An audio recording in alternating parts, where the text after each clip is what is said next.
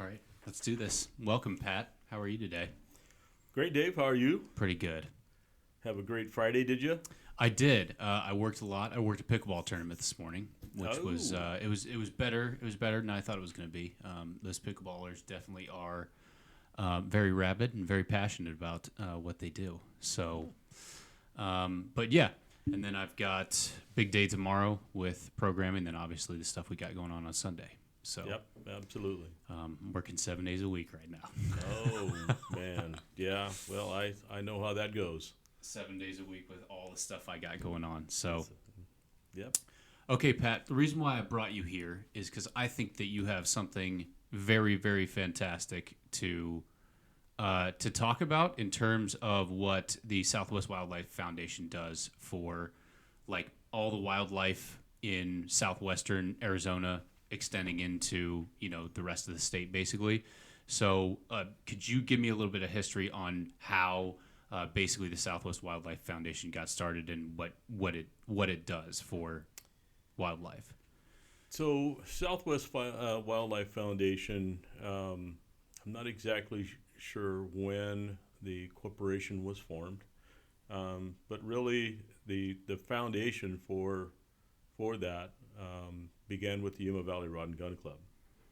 The Yuma Valley Rod and Gun Club, founded in 1936, is Arizona's second oldest outdoor conservation group and member activity for wildlife and such. And I'm fortunate enough to have been a part of it for some time, as many others have.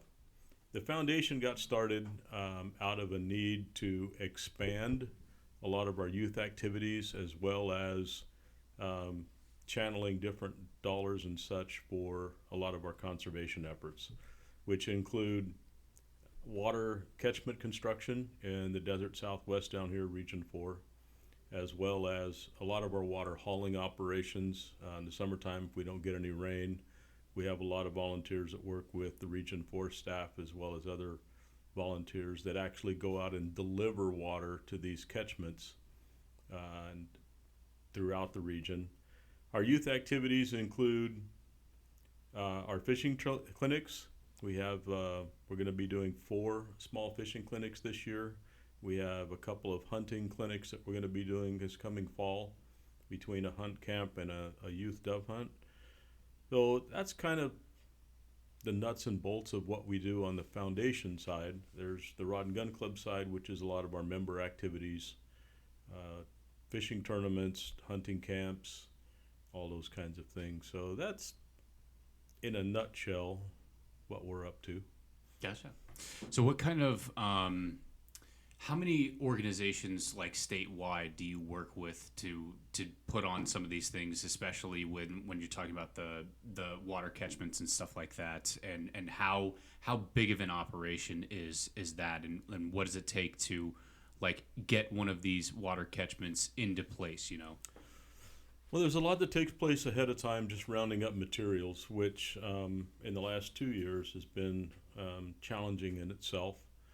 The catchments that we've been assisting Game and Fish with in the region putting together include sections of 24-inch PVC pipe that are all buried in the ground. They're all connected to a guzzler, comes up above grade, so that the animals can get water from there. And depending on the area and funding and materials, a lot of different variables, these water catchments will range from their ability to store anywhere from 11 to almost 30,000 gallons of water underground, and having that available for the wildlife. What does it take to put one of these together? Well, the amount of equipment that has to be on site is typically either a backhoe or a wheeled excavator, along with anywhere from 12 to 80 different folks showing up to help with the projects. Some of the projects we work with in conjunction with the Arizona Desert Bighorn Sheep Society, Arizona Mule Deer. We've had Arizona Antelope Foundation out on some of our projects for Sonoran Pronghorn.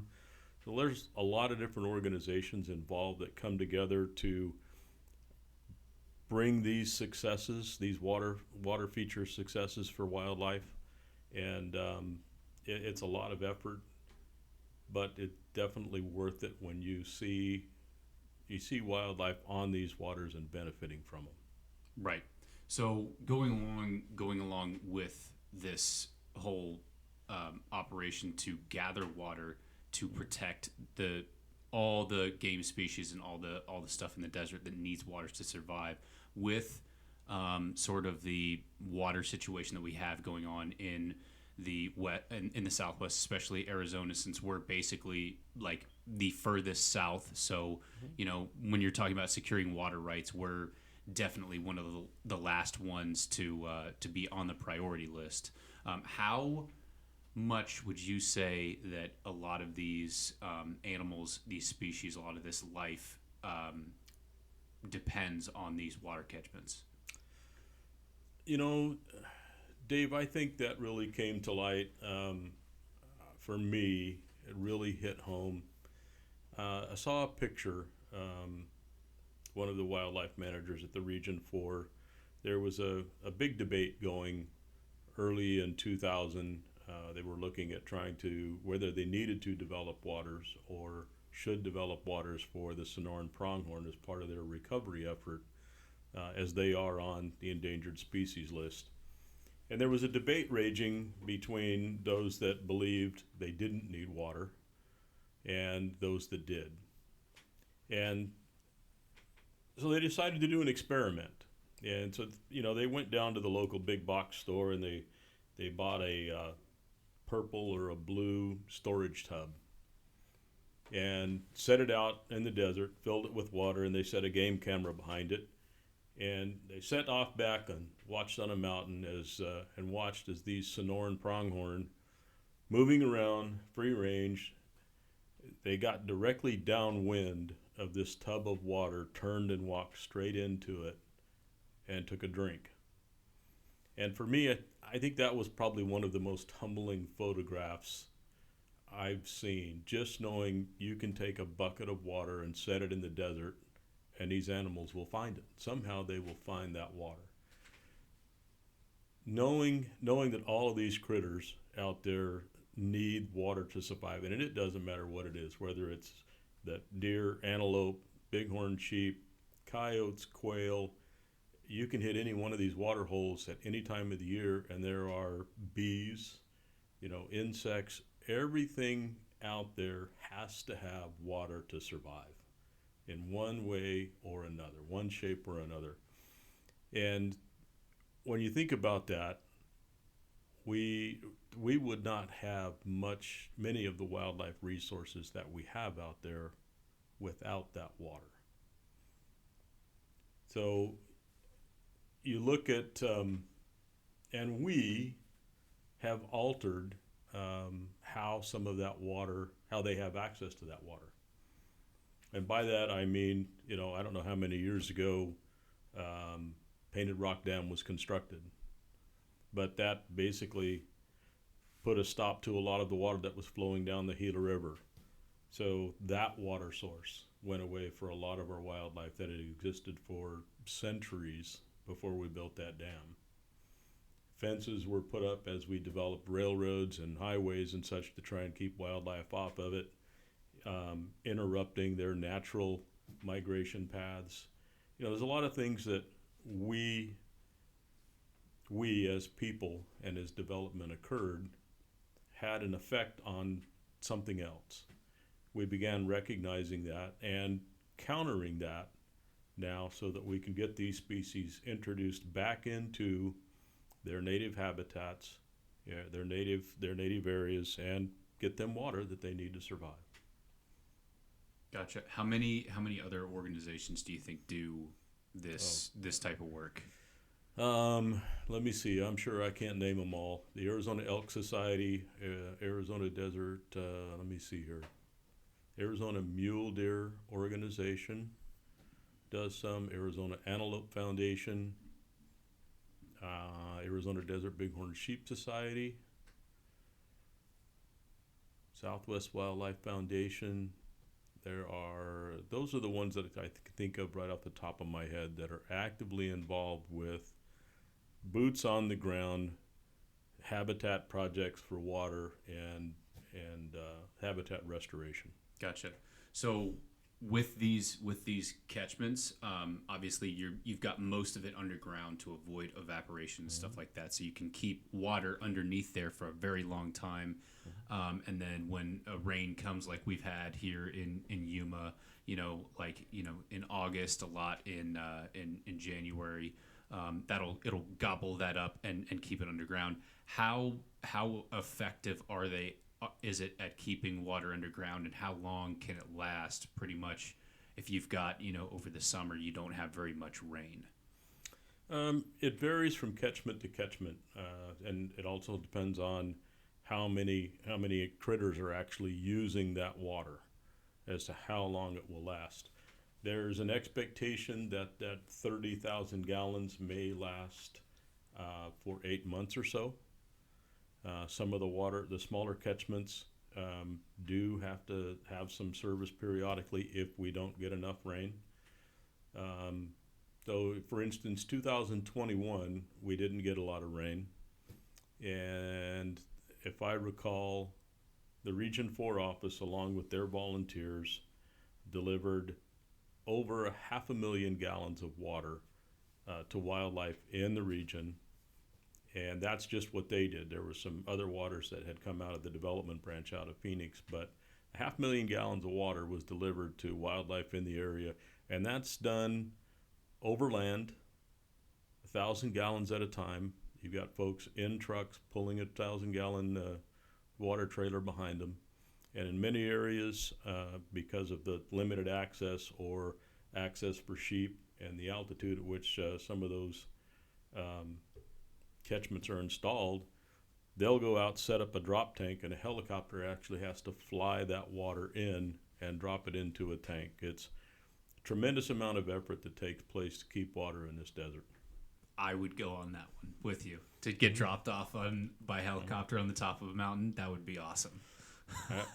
We've actually got one of those projects coming up later this month, and it's a fly-in project. So we'll all be, hopping in a helicopter, flying to the top of the mountain, and coming back down to work on a drinker that's set up specifically or primarily for bighorn sheep. Gotcha. Okay, so trying to forget. I was going to bring something up. I can't forget it. I can't think about it now. But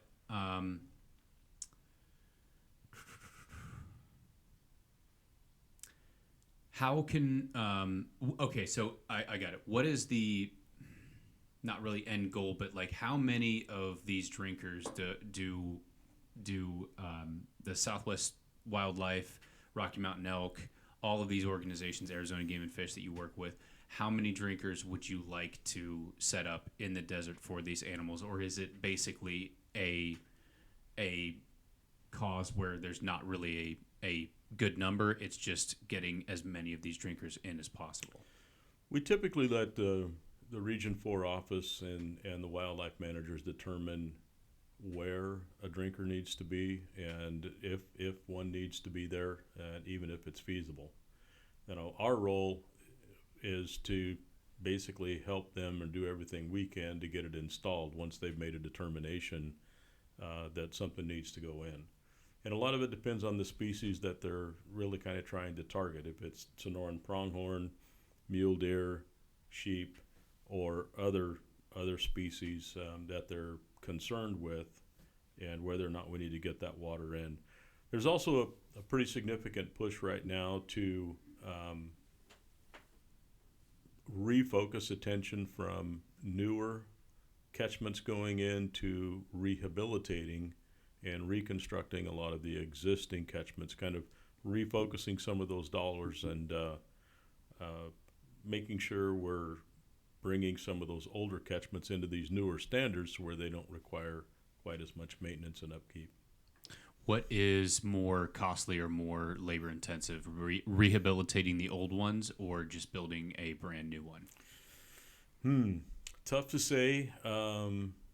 I think it could be the fact that we're going to rehabilitate some of the old ones, as far as when you look at the overall cost of volunteers as well as bringing in materials, and then ultimately it will depend on how they choose to rehabilitate that catchment. Are we putting something in that mirrors what the new systems are? Are we completely reconstructing aprons and such that are already there? Tank removals versus installing new tanks versus underground tanks. A lot of different variables there that will determine what those costs ultimately are. Gotcha. So this is just a super fascinating topic. You mentioned volunteers. I think you've mentioned this to me before, specifically about the volunteer portion of this aspect. Exactly how many hours of volunteer work goes towards rehabilitating these wells, putting in new ones, working with Arizona Game and Fish, the labor of like putting these in? The one club member that I can think of off the top of my head that spends a tremendous amount of time in the field, checking waters for region, and helping with a lot of that stuff. He spent somewhere between 400 and 500 hours last year alone, just going out and checking these water catchments and tracking how much water is in them. We go out on a project, there's a dozen members of our group that will work on these projects for 2.5 days. And this year we're looking at doing probably 5 of these water catchments. And there's other volunteers who are on those water crews that are filling up those tanks and hauling them in. Those are 1 and 2 day projects depending on where they're hauling water to. We probably somewhere between 2,000 and 3,000 hours a year, depending on the need, that we and our members donate somehow back into wildlife conservation in the Region 4 area. Gotcha. So a lot of the people that work on these projects are big into the outdoors, hunting, conservation, stuff like that. Mm-hmm.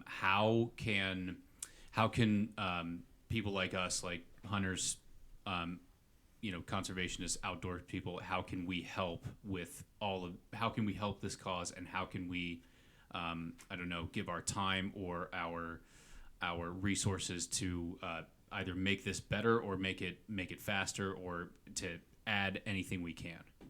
Well, the first thing I would say, Dave, that we got to do is, as conservationists and really anyone in Arizona, is we have to take care of the resources we have.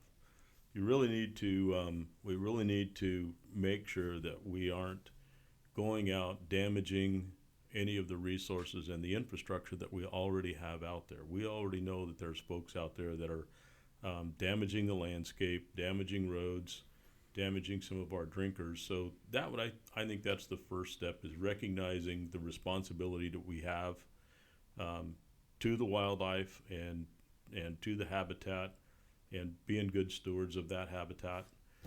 Of course, we have fundraisers also if you want to help finance some of these operations.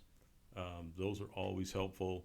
If you wanted to get signed up and participate as a volunteer, you can touch base with the Region 4 office and get signed up on their volunteer list. They have many different programs which you can volunteer and help with, from hunter education, boater education, OHVs, the water projects and stuff that we've been talking about here this afternoon. There's lots of different opportunities for you to get plugged in and volunteer in a place that really kind of speaks to you individually, depending on what your interests are. And there again, the dollars and cents are always necessary to keep any of these organizations running. We depend on fundraising activities to finance all of this. We, when we go out and do these water projects, we bring enough food to feed everybody on the project, regardless of whether they're a club member or not. We're feeding the entire crew that's out there constructing that project. So that's a lot of what comes from. It's the money is money's a constant battle, especially right now. I mean, everybody knows times are tough right now, and we're all pinching dollars. But the work goes on regardless. Gotcha. So, switching gears a little bit, because I like to build things, I'm kind of fascinated at like what are the building blocks of how one of these drinkers work? What do you do? What do you start with first? Obviously, it's got to be gravity fed, correct? So you've got water runoff from rains and stuff like that going down mountains and stuff like that. So what's the from head to toe, head being the top collection point, to toe being the actual underground well and the actual part where the animals drink out of. How do you construct one of these catch drinkers? So what they'll do, the wildlife managers will go out and identify a location where we need water, where they want to get water in for the critters, and they'll look at that landscape and identify where they can establish a collection point and make sure everything gets properly filled. Once they've identified that and identified where we can bury the pipe and ultimately set the drinker, they'll bring it all back, map it all out, and we'll go about getting the materials we need, anywhere from 20 to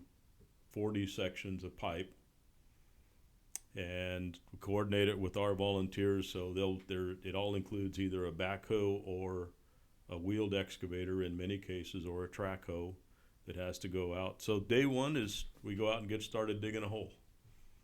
It depending on how many pipe we're going to put in the ground determines the size of the hole. And one of the benefits that we have is we have a couple of folks in our organization that are extremely they're just great operators. They can get on this piece of equipment, and it's just, a piece of equipment in the hands of a right operator is just a tremendous tool. They can get a lot of work done in a short amount of time. I've seen some people do some stuff on some heavy equipment that, I mean, it's like taking the bucket and resting it on top of an egg and without breaking it. I've seen some amazing things. Yeah, absolutely. So once that hole is dug, we start swinging in those sections of pipe.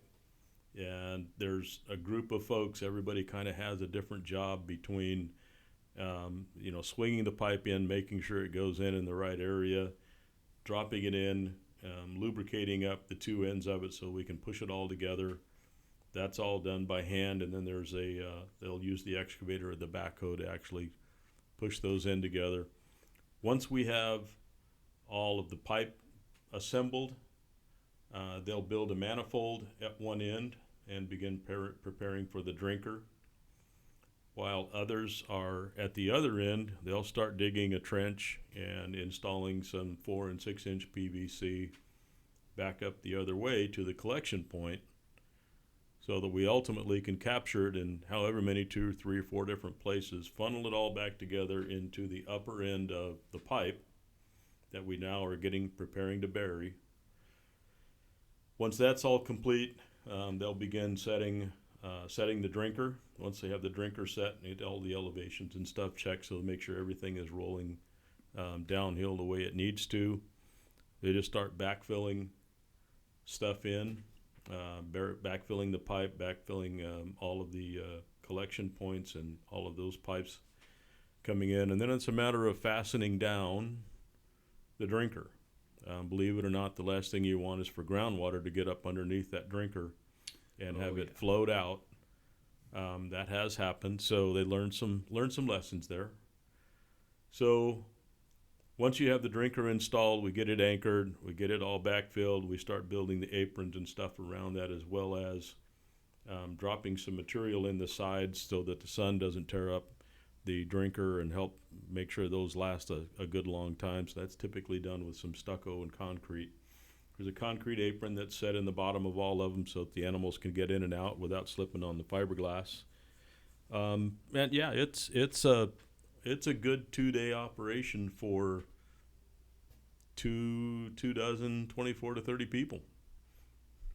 How do you? I used to be in aquatics, so I know I know way too much about water like filtration and the way that stuff works. But how do you keep? So obviously, when you're getting runoff from rains and stuff like that. So how do you keep the buildup of like dirt, sand, silt from getting into these pipes and clogging them up? That's all done at the collection point.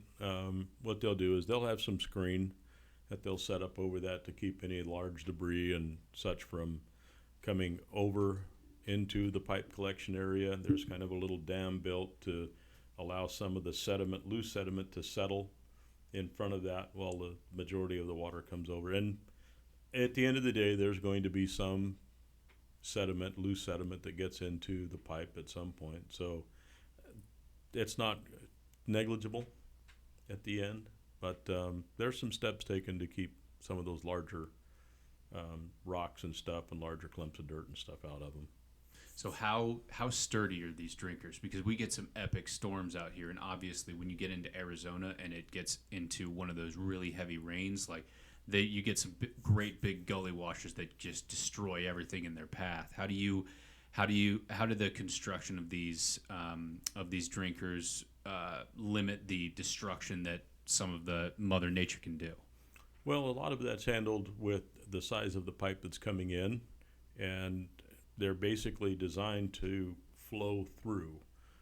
So as water is coming in, as the pipe and the system fills up, it will actually flow out the drinker, so that things don't get overpressured or overfilled, if you would. They're just designed that water will flow in and water will flow out as the system fills. Gotcha. Okay, so when you talked about vandalism, what's the biggest source of vandalism to these drinkers out there? The biggest concern that we have right now with the drinkers is so we have a lot of above ground tanks out right now. Are those like the generation ones where you're looking at replacing those? Well, actually, these are something that we've begun doing here in the last few years. Is we will purchase and take a 5,000 gallon poly tank out and set it up next to some of these drinkers that aren't working 100%. And so as the rains have come this last year, we've had volunteers that will go out and they'll actually capture water that's already in the drinker. They'll pump it out and store it and pump it into this 5,000 gallon above ground tank, allowing the rain to refill it coming back in. So as the summer goes and those drinkers that don't hold water very well, now we have this 5,000 gallon above ground source that we can come back and put that water back in the ground. So some of our biggest concerns are just folks shooting holes in them. Okay. That happens. Anything out there in the nature that you can do on the landscape to just be the good steward, that's the best thing to do. There's a lot of folks that are driving far too fast on some of our BLM roads. We're starting to see them suffer from that. A lot of and over the last 4 or 5 years, the OHV traffic has increased tremendously. Yep. All across our landscape. And it's good and bad. Folks are getting out and doing things, and that's great. We just got to make sure that we're doing it in a responsible manner, and we're not tearing up the landscape. That's the big thing. For sure, that's the catch-22 to having access. You get more people going to public lands and stuff where they can interact with the landscape, but also you get a lot more people gaining access to those portions. So, absolutely. This is just fascinating to me. I'm from Ohio, so I'm from the Midwest, so we don't have a shortage of water anywhere. In fact, in some places we have a little bit too much. So, this is a fascinating thing. What do you think would happen to the wildlife if these drinkers were neglected or they weren't happening? We would not have much of the wildlife on the ground today that we currently have without these water sources. There's no two ways around that. Without these water sources, the amount of wildlife and the viability of the wildlife that we do have would definitely suffer. Like the Sonoran pronghorn? The Sonoran pronghorn, especially, there have been some great lengths gone to bring that herd back from 20 to 21 animals in early 2000, and I believe now the estimate is something north of 400 animals on the landscape here in the U.S.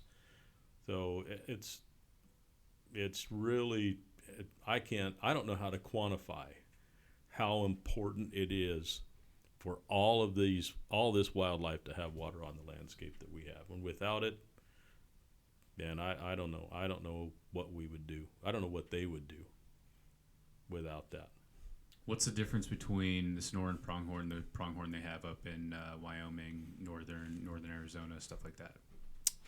That one's probably one question best for the biologist. I know it's a little bit different subspecies, a little bit smaller. They don't get nearly as large body-wise. They're just a little bit different critter. I couldn't tell you looking at one on the street what's the difference between a gray wolf or a Mexican wolf. Stand and look at one on the street, I couldn't tell you. And it'd probably be the same between a pronghorn and the Sonoran pronghorn. You put two of them side by side, one of them might be shorter than the other, but other than that, I wouldn't know. All right. Did you draw a tag this year for anything? Don't know yet. I had a deer tag. I'm hoping to get an elk tag, and this coming fall, love to get an antelope tag, but I'm not holding my breath on either at this point. Yeah.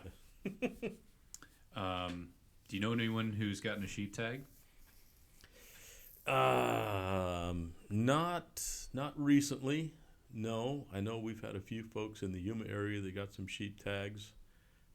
I was fortunate enough to draw a sheep tag in 2011, and I won't share here with the number of bonus points that I had, because it'll make a lot of people very angry. Because I know there are a lot of folks that are, maxed out on bonus points and still not getting drawn. So I'm just thankful I had the opportunity. It was a tremendous experience and treasured all my life. That's one other thing that I've had to get used to out here is the draw, because in Ohio it's just like they get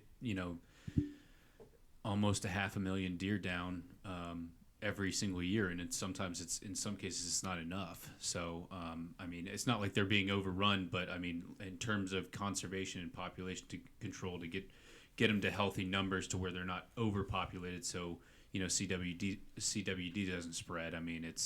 It's a constant battle because right now everything needs to be managed. When you talk about invasive species or things that have been it's a very delicate balance that we are now responsible for maintaining. It can't maintain itself, which sucks, but it's something that I've realized that we really have to take that on and work with, Game and Fish, Department of Natural Resources for other states, because without the drinkers, without people keeping the animals to healthy numbers, it would just, I feel like everything would collapse. It and to a certain extent we're experiencing that now, David. It's with the horses and the burros and stuff, the problems that we're having across the state. Their numbers have grown such that literally the landscape can no longer sustain much of what they're doing. They're having to be fed, in order to stay alive. And many instances they're damaging landscape, riparian areas, and it's causing a fair amount of destruction that we got to figure out how to fix. We got to correct it. And there's people on both sides of the conversation that have their points on all of this, but there's got to be a way. We got to figure out a way that we can handle this responsibly, humanely, and salvage and save the habitat in the areas that we have for wildlife. So those burrows. So this is part of the wild horse conservation. What's it called?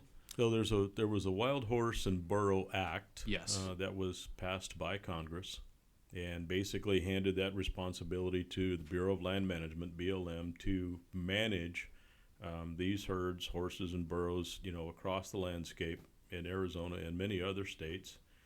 And of course, due to funding, due to various different reasons, those it's just not been accomplished. Right. So Brian and I, our vice president and I, went on a hunt to I think it was Unit 41, and I mean, when you talk about the changing of the landscape because of like the burrows, you can go up there and get up, and I didn't know what it was at first, but there are obviously that's a really, really rocky, igneous rock type of area, and there's vegetation here and there, but you are walking on crushed up bricks basically. So there's these tracks running through where there are no rocks there anymore. It's just sand. And so I didn't know what that was. I thought that was water runoff. And then you get up high and you realize that these are like something made these. And then the sun comes up and you figure out why. And there's a herd of 70 burros just sitting there in the middle of nowhere. And they're making these tracks, and you can see them following these tracks all over the place. And it's just they cut right through the landscape. And I think on our last day there, Brian and I saw 50 just emerge up out of what is a creek bottom. And I mean, it was the amount of dust that they like kicked up when they were coming through was amazing. And not to mention that when you're laying there in your sleeping bag at night, and then you get one from 10 feet away start to fire up, and it sounds like I forget what I decided it sounded like, but it was absolutely terrifying in the middle of the night when it was dead quiet and you just get a burrow that fires up, and it's just awful. Yeah, they can be relatively noisy when they start braying like that. Absolutely. But yeah, I'm new to this whole area, so all the knowledge that I've been gleaning from everybody who's out here and stuff like that, it's a completely different environment for me. So Arizona was one of the places that I marked off as a place that I'd like to not only visit but live, and I'm here now, so I love it very much. I love getting involved with all the organizations that I've gotten involved with, including Yuma Rod and Gun, Southwest Wildlife, and Southwest Bowhunters, and how they all work together. So I'm glad to be here, and I'm glad to have met you. So I'm just really, really pleased to get to talk to you and have you share all your knowledge about not only what's going on, but the history behind why things have developed in the way that they are, and also are you a Yuma born and raised? I am, Dave. It's a lot of that around here. I'm something of an anomaly in this day and age, in that I'm the second of 3 generations in our family to graduate from Yuma High School. So you're a criminal. I'm a criminal. My dad was a criminal. 2 my daughters are criminals. I've seen, and of course, being in the construction industry for 40 plus years now, I've been a part of a lot of changes, seen a lot of changes here in Yuma. In 1980, 79, 80 is when they broke ground on Mesa del Sol. I can remember as a kid coming through Telegraph Pass over here, and we go see some cousins or something in Phoenix, and you had to get all the way down to the bottom of the hill and get around the corner before you really saw the lights of Yuma. That's not the same today. Nope. That is not. I mean, you come out here, you get off that hill now, you get it halfway down, and it's a sea of lights. Yeah. It's amazing to have been a part of it, and wouldn't trade any of it for the world. But it's been a there again. We got a responsibility also for the habitat, our habitat, as well as that of the wildlife out there. For sure. All right. Thank you for coming out, Pat. I really appreciate it. I know that this was sort of a new thing for you. It's a new thing for me too. So I hope to do a lot more of these. I don't know where this is going to go in terms of this whole podcast thing, but I'm hoping to get some people together. So tell everybody what you got going on with Yuma Rod and Gun, with Southwest Wildlife. What's coming up in the future? What's what you hope to accomplish, and just get on your soapbox a little bit. Well, for us, of course, we've got our youth fishing clinics coming up. The first one on March 18th at West Wetlands Park. There's a sign-up sheet for that that's through Game and Fish. It's already full. I think it filled up within about 3 days. So we are looking at working with the town of Somerton for one of their events, the latter part of April, the Dia del Nino. We're looking at doing another fishing clinic, probably at West Wetlands again in May, and then we'll have another one in September. These are going to be a little bit smaller for those that are accustomed to the big fishing clinics that we were doing at Mitri Lake. We've chosen to kind of refocus our efforts a little bit, do smaller events, and really kind of focus our efforts on the kids and helping them catch fish at some of these ponds. So that's our effort this year. We've got a Water for Wildlife golf tournament coming up here April 22nd. Of course, we have our annual fundraiser going on right now. We'll be at the Yuma County Fairgrounds in our typical location in the corner booth, trying to raise money to keep all this stuff going. That's what keeps it all going. Unfortunately, we got to have the money to do it all. So that's what we got in the near future. I appreciate the opportunity to come sit down and chat with you. It's been, this is my first experience, so it's been an experience. So I'll have to come a little more prepared next time. I think you were plenty prepared, my friend. Yeah, I thought I was prepared, but this is a fascinating topic. But I just having a conversation like this, that's how these should go. So I think this was plenty good for an introduction, and I really thank you for coming out, and I hope you get some fish tomorrow. Good deal. Thank you, David. No problem.